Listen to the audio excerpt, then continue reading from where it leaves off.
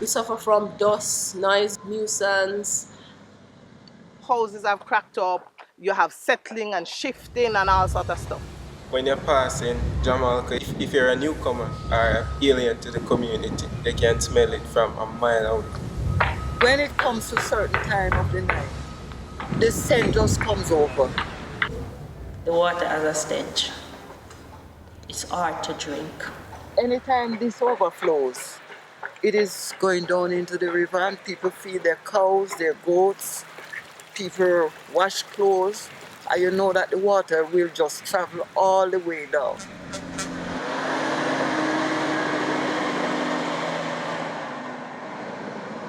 Minutes ago, this place was wet. Here's the dust again. And with the damping of the road, it creates these furrows, and then what you'll find is that the road surface itself becomes absolutely terrible. You also now have, for persons who own motor vehicles here, an added expense to their standard of living. The Jamaican communities of Bull Bay and Hayes Newtown have long struggled with the impacts of quarrying, bauxite mining, and alumina processing taking place near to their schools and residential areas. These industries have displaced communities, created economic hardships, damaged roads, homes and businesses, threatened water sources, and harmed public health. I have been living in phase 2 for about 11 years. My first time being affected and diagnosed with asthma was when I was 9 to 10 years old. I was in the hospital for about 2 weeks. In 2010, I was admitted 10 times for the pneumonia.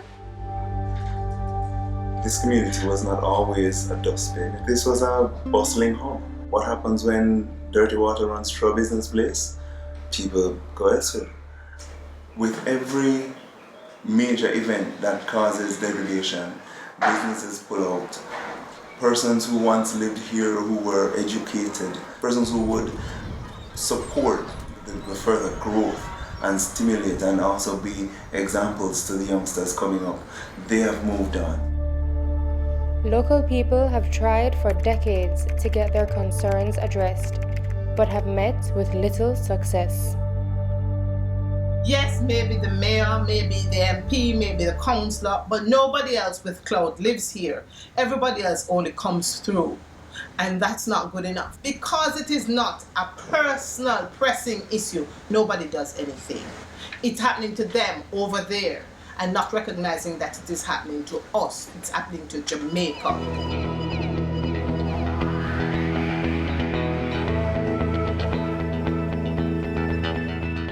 Starting in 2013, the Jamaica Environment Trust worked with the residents of Bull Bay and Hayes Newtown through the project Strengthening the Capacity of Jamaican Communities to Protect Their Environmental Rights, funded by the Inter-American Foundation.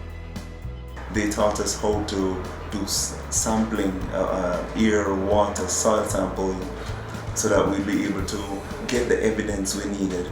We were taught how to use videographic evidence, how to access information from the government, and how to properly lobby on our own behalf.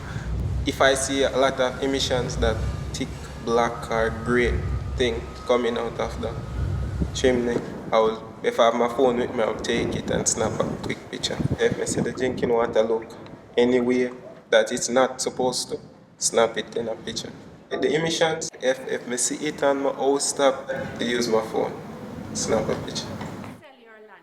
Participants learned about relevant laws and regulations and how to use the Access to Information Act to get vital information on permits and licenses.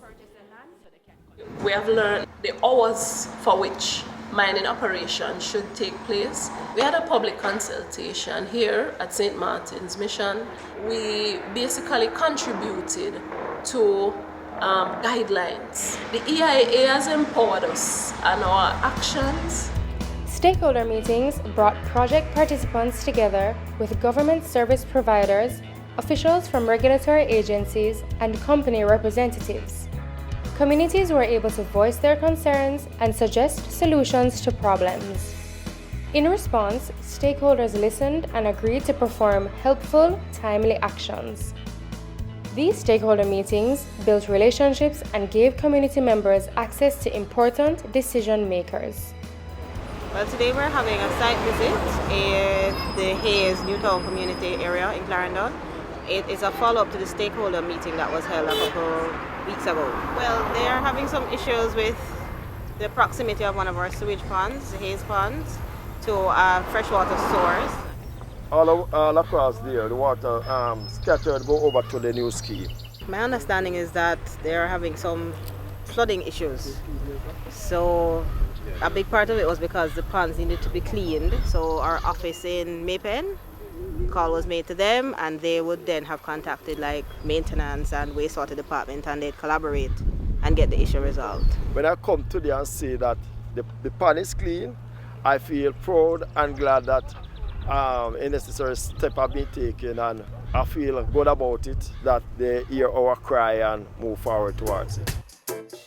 The multiple achievements of this 2-year project include 3 new publications. Get Up, Stand Up is an introduction to environmental laws and rights, including simple tips on how communities can participate in environmental decision-making. Stand Up, Talk Up is a guidebook requested by community members on how to conduct advocacy campaigns and engage with the media.